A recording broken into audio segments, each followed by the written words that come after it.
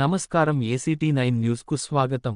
పెద్దపల్లి జిల్లా మంథని పట్టణంలోని auto union నాయకులు, ఆటో డ్రైవర్లకు స్థానిక సిఐ రాజుగౌడ్ పలు సూచనలు చేశారు. ఈ సందర్భంలో సిఐ రాజుగౌడ్ మాట్లాడుతూ ఆటో డ్రైవర్లు ట్రాఫిక్ నిబంధనలు పాటించాలని, మంథనిని ప్రమాదరహిత ప్రాంతంగా నిలపాలని సూచించారు. అదేవిధంగా వివిధ ప్రాంతాల్లో జరుగుతున్న అసాంఘిక కార్యక్రమాల దృష్ట్యా ఆటో డ్రైవర్లు సమాజం పట్ల బాధ్యతగా వ్యవహరించి పోలీస్ సిబ్బందికి సమాచారం అందించి బాధ్యతగా ఉండాలని సిఐ కోరారు. ఈ కార్యక్రమంలో పోలీస్ సిబ్బందితో పాటు మంథని మున్సిపల్ కమిషనర్ మల్లికార్జున స్వామి, మున్సిపల్ సిబ్బంది తదితరులు పాల్గొన్నారు.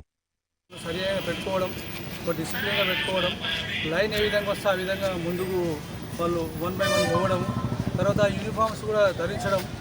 ముఖ్యంగా ఏంటంటే వాళ్ళ లైసెన్స్ సంబంధించిన ఏ ఇష్యూస్ ఉన్నా కూడా వాటిని ఎంబీఐ దృష్టి తీసుకుపోయి ఇప్పించడము. మనకు చిన్న టౌన్ అయిపోయిన మంత్రి అంతా కూడా వాళ్ళందరికీ కూడా ఇప్పుడు ఎందుకంటే మనం సమాజంలో జరుగుతున్న మార్పులు మీ అందరూ తెలుసు.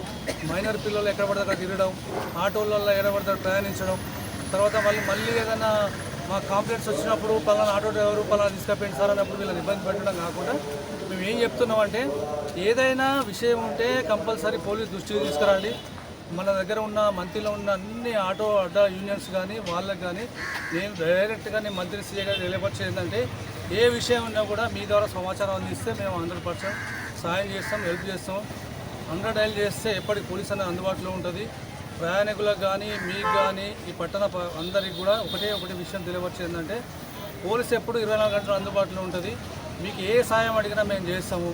అనవసరమైన విషయాలలో అనవసరంగా తాగి తిరిగి ఆటోలు నడపడము, యాక్సిడెంట్ చేయడము, తర్వాత కుటుంబానికి సంబంధించిన వాటిల్లో ఏదైనా యాక్సిడెంట్ అయితే వాళ్ళ కుటుంబం రోడ్డున పడడము, తర్వాత ఇంకే విధంగా కానీ ఇట్లాంటి పొరపాటు చేయకుండా అందరినీ కూడా కౌన్సిలింగ్ నిర్వహించి అందరికీ కూడా నా సూచనలు ఏంటంటే మంచిగా నడుపుకోవాలి.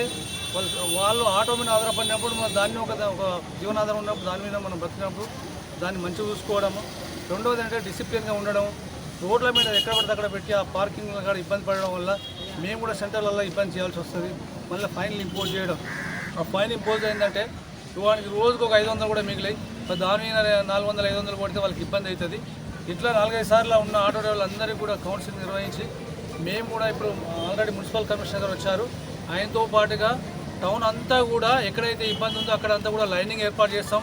ఆ లైనింగ్ ఏర్పాటులో కూడా 2 వీలర్స్ కానీ 4 వీలర్స్ కానీ ఆటోస్ కానీ సిస్టమేటిక్గా పెట్టుకోవడం వల్ల మనకు డిసిప్లిన్ ఏర్పడుతుంది. నేను కూడా ఇప్పుడు ఆర్టీసీ డిపో ముందు ఒక హోమ్ గార్డ్ పెట్టేస్తాం. ఆల్రెడీ సెంటర్లో ఒక హోమ్ గార్డ్ పెట్టినాం. ట్రాఫిక్ రెగ్యులేషన్ ఏ విధంగా ఉండాలంటే చిన్న సెంటర్ ఉండి చిన్న షాపింగ్ సెంటర్లు, తర్వాత షాప్స్, వచ్చేటోళ్ళు, ఈ హోటల్స్ వీటి వల్ల ఏంటంటే ఇబ్బంది అవుతుంది. ఇదంతా కూడా మీ ద్వారా తెలియపరిచేది ఏంటంటే సిస్టమేటిక్గా ఏర్పాటు చేసుకుందాం అని చెప్పేసి వీళ్ళను పిలిపించడం జరిగింది. వీళ్ళందరితో మాట్లాడినాం. మళ్ళీ నేను ఒక 1 వీక్ తర్వాత మళ్ళీ పెట్టేసి అందరితో పిలిపించి మాట్లాడతాం.